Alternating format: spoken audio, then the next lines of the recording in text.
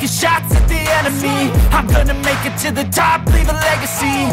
If I got something to say, you better let me speak. Turn it up a new degree, bitch, you ain't seen anything. Dulu, nama Tony El Cucuy Ferguson bukan sekadar headline dia dalam momok, mimpi buruk bagi siapapun di kelas ringan UFC. Dari tahun 2013 sampai 2020, dia tak tersentuh. Petarung berwajah tajam dan penuh luka itu membangun rekor 12 kemenangan beruntun yang bahkan bikin banyak bintang UFC nyalinya ciut sebelum masuk ke dalam oktagon. Dia nggak cuma menang, tapi ngebantai, ngerusak, dan ngacak-ngacak lawannya satu demi satu. Dia seperti monster yang nggak bisa dihentikan sampai datang satu nama, Justin Gaethje. Gaethje jadi orang pertama yang mecahin mimpi indah Ferguson di UFC 249. Di laga itu si highlight menyudahi dominasi panjang El Cucuy dengan brutal, dan sejak saat itu segalanya berubah. Setelah kekalahan itu, Tony nggak pernah lagi sama. Dia terus dapat lawan-lawan top dari Charles Oliveira, Beneil Dariush, sampai si flamboyan Paddy Pimblett. Tapi kali ini, bukan dia yang bikin lawannya remuk, justru dia yang dihantam keras kenyataan.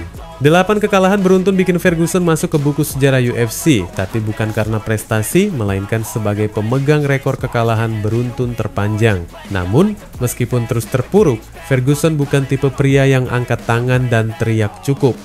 Tahun lalu, dia akhirnya pamit dari UFC, tapi bukan berarti dia pensiun. Oh tidak, sekarang sang veteran MMA siap bangkit di medan baru yang lebih liar, dunia tinju influencer.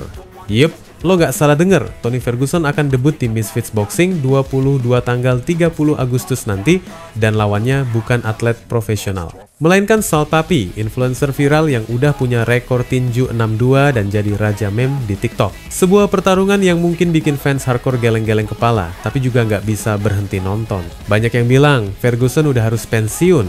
Usia 41 tahun, 8 kekalahan beruntun, dan sekarang malah turun ke ranah influencer boxing. Tapi Tony bukan tipe yang nurut sama komentar orang. Buat dia, ini bukan soal menang atau kalah. Ini soal harga diri, tentang menyelesaikan urusan yang belum kelar. Dia jujur mengakui di masa-masa akhir karirnya di UFC, dia merasa kosong, semangat bertarungnya mulai luntur. Dia seolah bertarung hanya karena orang-orang pengen lihat dia bertarung. Gak ada lagi api di dalam dadanya. Dia bilang semuanya berakhir baik-baik saja dengan UFC. Bukan karena dia diputus kontrak, tapi karena keduanya sepakat udah waktunya pisah jalan. Tapi dia juga ngasih sinyal kalau suatu hari dia pengen balik, dia masih bisa. UFC belum nutup pintu sepenuhnya buat El Cucuy. Namun untuk saat ini fokus Tony ada di depan. Dia punya misi di 30 Agustus. Dia nggak peduli seberapa besar nama Salt Papi di YouTube atau TikTok. Bahkan saat pertama ditawari nama itu, Ferguson ngakunya nggak tahu siapa Salt Papi. Tapi dia juga nggak meremehkan. Buat dia, meskipun dirinya belum punya rekor di ring tinju, pengalaman bertarung selama puluhan tahun jadi bekal utama. Salt Papi mungkin punya 8 pertarungan, tapi Ferguson, dia punya darah, luka, dan sejarah yang lebih tebal dari sekadar followers. Ferguson tahu dunia ini udah berubah. Arena pertarungan bukan lagi semata soal sabuk dan ranking.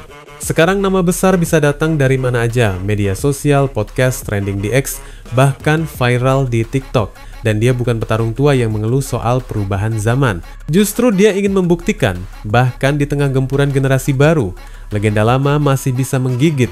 Dia bilang, belum tahu siapa lawan berikutnya, belum tahu mau ngapain setelah ini. Tapi yang pasti, pertarungan lawan Salt Papi adalah batu loncatan. Entah buat naik lagi ke atas atau untuk nutup lembaran dengan cara yang dia pilih sendiri. Tony Ferguson mungkin bukan lagi petarung elit UFC, tapi dia tetap El Cucuy. Dan selama dia masih bisa mengepalkan tangan, dia akan terus bertarung entah di oktagon, ring tinju, atau bahkan di dunia digital yang penuh lampu sorot tapi minim respect. Tanggal 30 Agustus nanti dia akan naik ke ring, bukan buat viral tapi buat satu hal, ngebuktiin bahwa legenda meski jatuh nggak akan pernah hilang.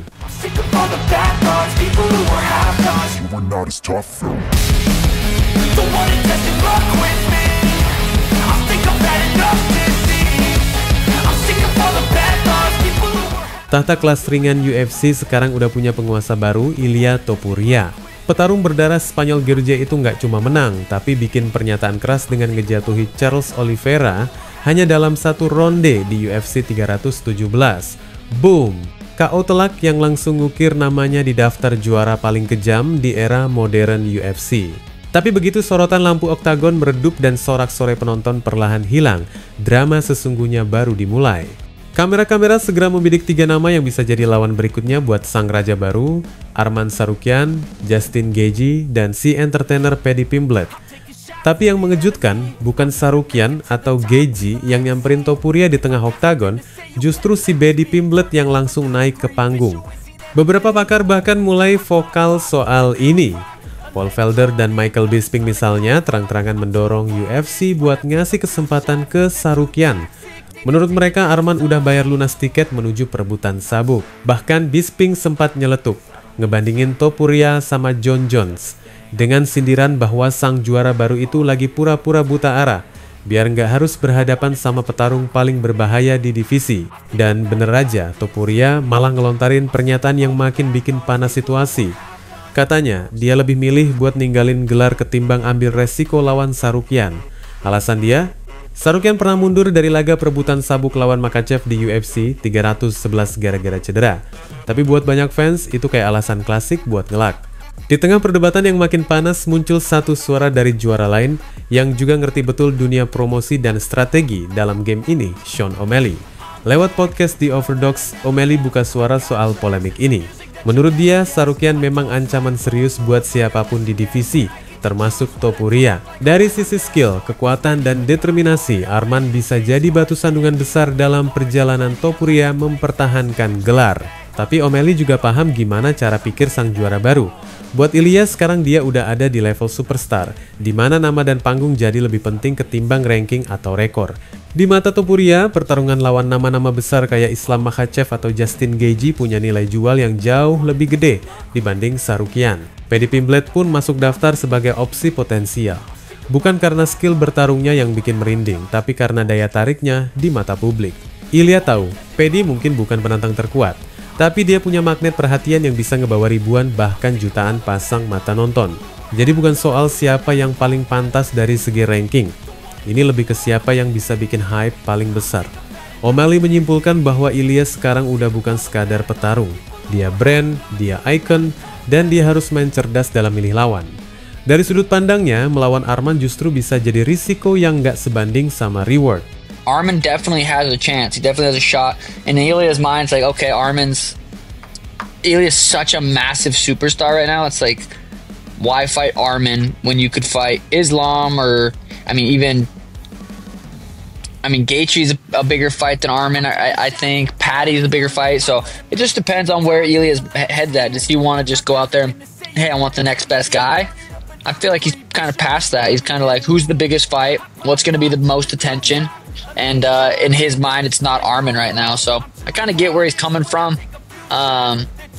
Why risk it against someone that's not super popular, who's very, very, very dangerous? Arman's very dangerous. So, I kind of get that from, hi baby. Kind of get that from, Ilya's perspective. Arman memang punya skill yang sangat lengkap, gulat tajam, striking presisi, dan stamina luar biasa.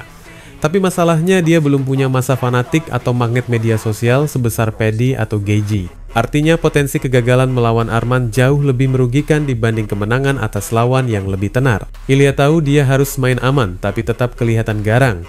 Dan lawan seperti Arman, walau pantas dan berbakat, adalah tipe petarung yang bisa bikin sabuk berpindah tangan tanpa ada gemuruh yang setara di sosial media. Inilah dilema di era modern UFC, bukan lagi soal siapa yang paling layak secara teknik atau ranking, tapi siapa yang bisa bawa hype, views, dan tiket pay-per-view terbanyak. Dan sejauh ini Topuria kayaknya udah mutusin buat narik rem tangan dan milih jalur penuh sorotan, bukan jalur penuh risiko. Wassalamualaikum warahmatullahi wabarakatuh.